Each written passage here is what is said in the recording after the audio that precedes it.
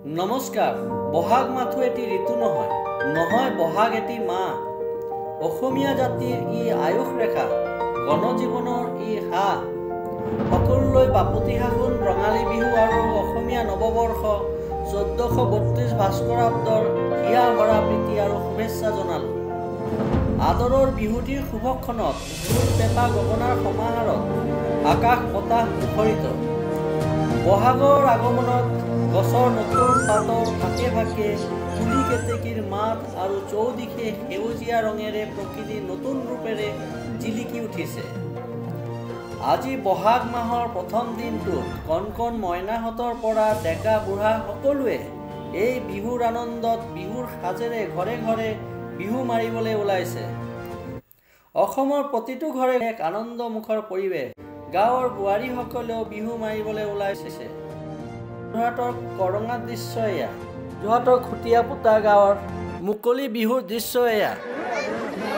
এটা সিদ্ধান্ত লোৱা হৈছিল, আমি আমাৰ গাঁওখন জনবসতিপূৰ্ণ এখন গাঁও। এই গাঁৱত হুঁচৰি ঘৰে ঘৰে মাৰি নিৰ্দিষ্ট সময়ত শেষ কৰিব পৰা কোনো ব্যৱস্থা নাই। সেয়েহে আজি মুকলি বিহু ভাগ আয়োজন কৰি ইয়াতে আপোনালোকক যি পাৰিছে প্ৰত্যেক ঘৰ মানুহে যাৰ যেনেকুৱা শক্তি সামৰ্থ্য আছে এটি মূল্য দি সেৱা ল'বৰ কাৰণে অনুৰোধ জনাইছিলোঁ। ইতিমধ্যে যথেষ্ট সংখ্যক ৰাইজ এই ক্ষেত্ৰত আগবাঢ়ি আহিছে। কাৰ্যসূচী শ্ৰী অনিজনীমৰ ব্ৰহ্মোৎসৱ ভাগ বহাগ মাহৰ 22 তাৰিখে আহি পৰিছেহি। সেয়েহে আজি যিটো আমি এনাজৰীৰে গোটেইকেইটা গাঁও গোট খাইছোঁ, একত্ৰিত হৈছোঁ, ইয়াৰ মাজত কোনো ধৰণৰ মতবিভেদ নথকাকৈ আমি একেলগে মুকলি মঞ্চত একেলগ হৈ বিহু উদযাপন কৰিছোঁ। তেনে ক্ষেত্ৰত আমি আশা কৰিম আমাৰ গুৰুজনাৰ এই জন্মোৎসৱ ভাগো আমি এই স্থানতেই এখনি মহাপুৰুষীয় নাটকেৰে সৈতে আমি উদযাপন কৰিম। এই ক্ষেত্ৰত সকলোৰে পূৰ্ণ সহযোগিতা আমি কামনা কৰিছোঁ। সজোৰে এটা সকলোৰে পৰা হাত চাপৰি সৈতে কথাটো সমৰ্থন লাভ কৰে। আৰু এই ভাওনা ভাগ আমি আশা কৰি বয়সস্থৰ পৰা আমাৰ বালকলৈকে যাৰ যেনেকুৱা হয় সেইমতে কৰিব। আৰু আমাৰ পুৰণা নিয়মে ভাওনা ভাগ হ'ব। নতুন বায়নসকলৰ সহযোগিতা আগবঢ়াব, পুৰণাসকলৰ লগতো সহযোগিতা আগবঢ়াই আমি এটা পুনৰ এনাজৰীৰে সক্ষম হ'ম। আৰু এই ক্ষেত্ৰতো আমি সকলোৰে পুনৰ সহযোগিতা কামনা কৰিম। আমাৰ গাঁৱৰ শ্ৰী বাসন্তী দাস তেখেতে এই অনুষ্ঠানটোৰ কাৰণে 1000 টকা আগবঢ়াইছে।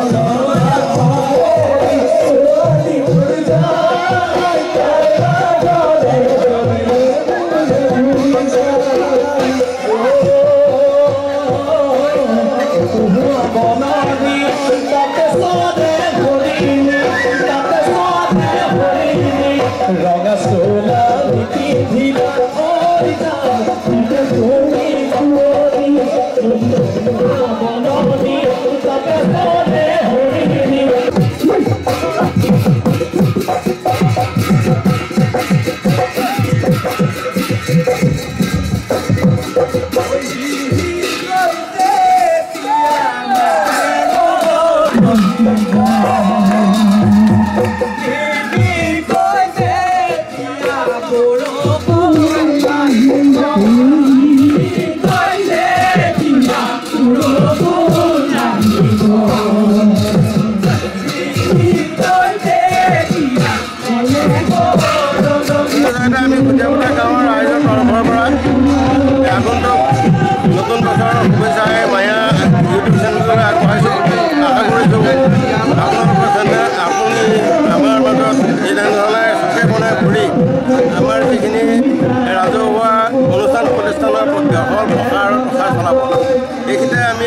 জৰিয়তে ৰাইজৰ জনসাধাৰণক জনাব বিচাৰিছোঁ খুটিয়াপতা প্ৰায় 400 ঘৰতকৈ অধিক জনবহুল এখন গাঁও, বুৰঞ্জী প্ৰসিদ্ধ এখন গাঁও, এখন মায়া মায়া সম্প্ৰদায়ৰ এখন গাঁও।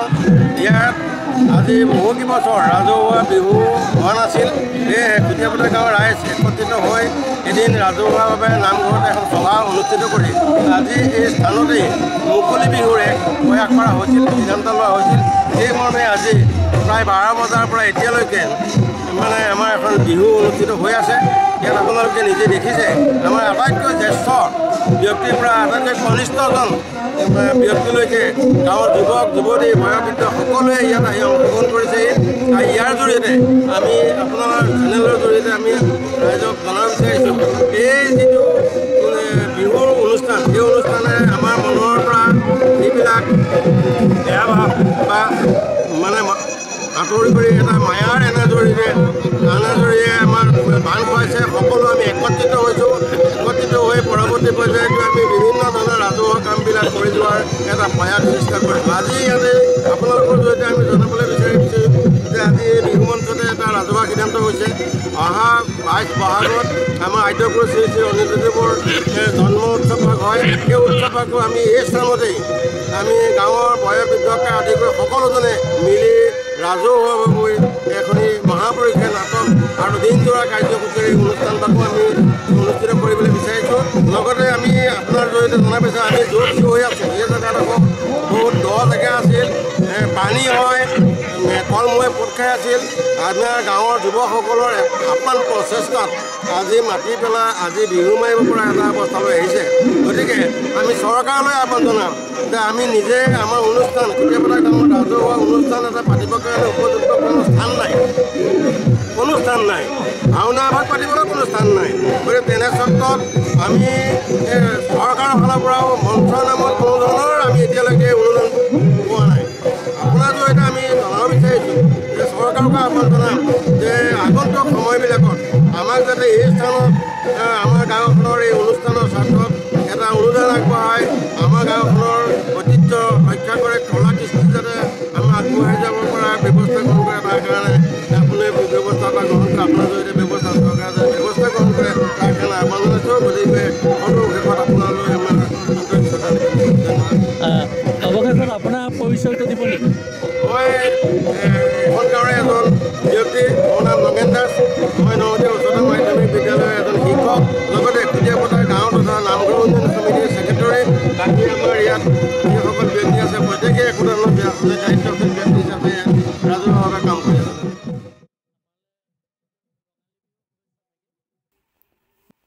বিভিন্ন প্ৰতিষ্ঠানত মালিক কৰ্মীসকলে নতুন কাপোৰ পিন্ধি বিহুৰ সাজেৰে নতুন বছৰৰ নতুন আশা উদ্দীপনালৈ কৰ্মক্ষেত্ৰলৈ ওলাই আহে।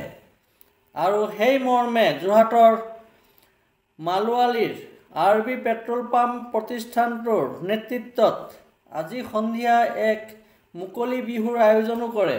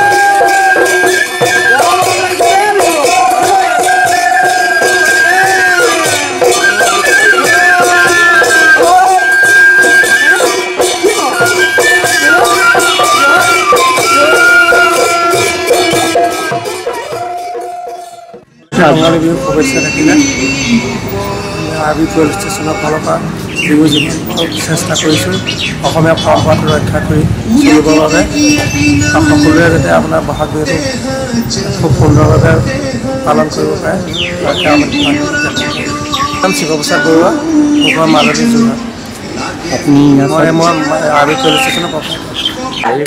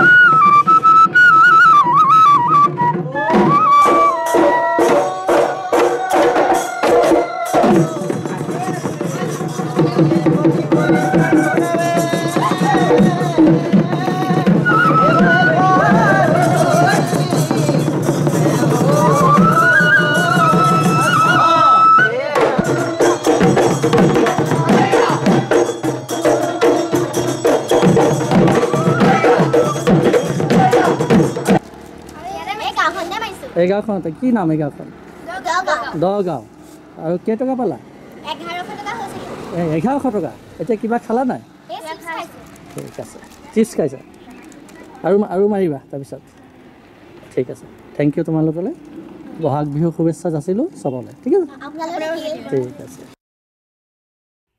আজি বহাগৰ প্ৰথম দিনটোতে বিভিন্ন ব্যৱসায় প্ৰতিষ্ঠানত লক্ষ্মী গণেশৰ পূজাৰ আয়োজন কৰি বছৰটোৰ হিচাপ নিকাচৰ কাৰণে নতুন বহি ব্যৱহাৰৰ বাবে লোৱা হয় যোৰহাটৰ পৰা উৎপল দত্তৰ ৰিপৰ্ট মায়া নিউজ